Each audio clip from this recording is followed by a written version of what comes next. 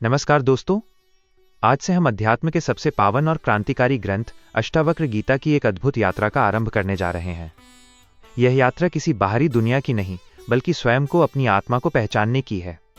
हमारी इस पावन यात्रा में अंत तक साथ बने रहें। आइए मिलकर आत्मज्ञान की ओर कदम बढ़ाएं।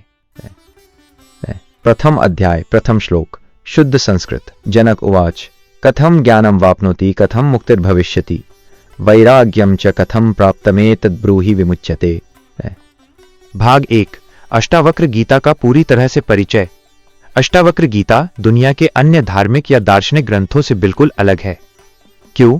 क्योंकि जहां बाकी ग्रंथ जैसे भगवद गीता आपको धीरे धीरे सीढ़ी दर सीढ़ी ऊपर चढ़ना सिखाते हैं, कर्म करो, भक्ति करो, मन को शांत करो, वहीं अष्टावक्र गीता सीधे आखिरी मंजिल पर ले जाकर खड़ी कर देती है। यह कोई साधना प्रैक्टिस नहीं सिखाती, यह सीधे सिद्धि, अंतिम सत्य की बात करती है। इस पूरी गीता की पृष्ठभूमि राउंड केवल दो महापुरुषों के बीच का संवाद है। एक, राजा जनक जो मिथिला के सम्राट हैं, जिनके पास दुनिया का सारा वैभव, धन दौलत और शक्ति है, लेकिन मन में सत्य को जानने की तड़प है। 2, ऋषि अष्टावक्र जो एक युवा लड़के हैं, जिनका शरीर 8 जगहों से टेढ़ा मेढ़ा विकलांग है, लेकिन वे परम आत्मज्ञानी हैं।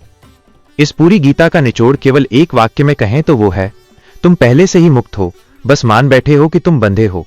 अष्टावक्र कहते हैं कि तुम्हें मुक्त होना नहीं है, तुम बस ये गलत पहचान छोड़ दो कि तुम ये हाड़ मांस का शरीर हो।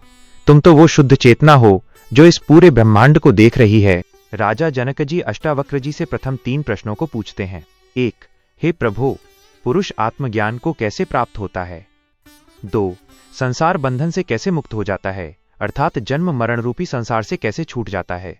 3, एवं वैराग्य को कैसे प्राप्त होता है? राजा का तात्पर्य यह था कि ऋषि वैराग्य के स्वरूप को, उसके कारण को और उसके फल को, ज्ञान के स्वरूप को, उसके कारण को और उसके फल को, मुक्ति के स्वरूप को, उसके कारण को और उसके भेद को मेरे प्रति विस्तार सहित कहें। 1, राजा के प्रश्नों को सुनकर अष्टावक्र जी ने अपने मन में विचार किया कि संसार में 4 प्रकार के पुरुष हैं। एक ज्ञानी, दूसरा मुमुक्षु, तीसरा अज्ञानी, चौथा मूढ़। चारों में से राजा तो ज्ञानी नहीं है, क्योंकि जो संशय और विपर्य से रहित होता है और आत्मानंद करके आनंदित होता है, वही ज्ञानी होता है। परंतु राजा ऐसा नहीं है, किंतु यह संशय करके युक्त है। एवं अज्ञानी भी नहीं है, क्योंकि जो विपर्य ज्ञान और असंभावनादिकों करके युक्त होता है, उसका नाम अज्ञानी है। परंतु राजा ऐसा भी नहीं है, तथा जिसके चित्त में स्वर्गादिक फलों की कामनाएं भरी हों, उसका नाम अज्ञानी है। परंतु राजा ऐसा भी नहीं है। यदि ऐसा होता तो यज्ञादिक कर्मों के विषय में विचार करता, सो तो इसने नहीं किया है। एवं मूढ़ बुद्धि वाला भी नहीं है, क्योंकि जो मूढ़ बुद्धि वाला होता है वो कभी भी महात्मा को दंडवत प्रणाम नहीं करता है, किंतु वो अपनी जाति और धनादिकों के अभिमान में ही मरा जाता है। सो ऐसा भी राजा नहीं, क्योंकि हमको महात्मा जानकर हमारा सत्कार कर अपने भवन में लाकर संसार बंधन से छूटने की इच्छा करके जिज्ञासुओं की तरह राजा ने प्रश्नों को किया है। इसी से सिद्ध होता है कि राजा जिज्ञासु अर्थात मुमुक्षु है और आत्मविद्या का पूर्ण अधिकारी है, और साधनों के बिना आत्मविद्या की प्राप्ति नहीं होती।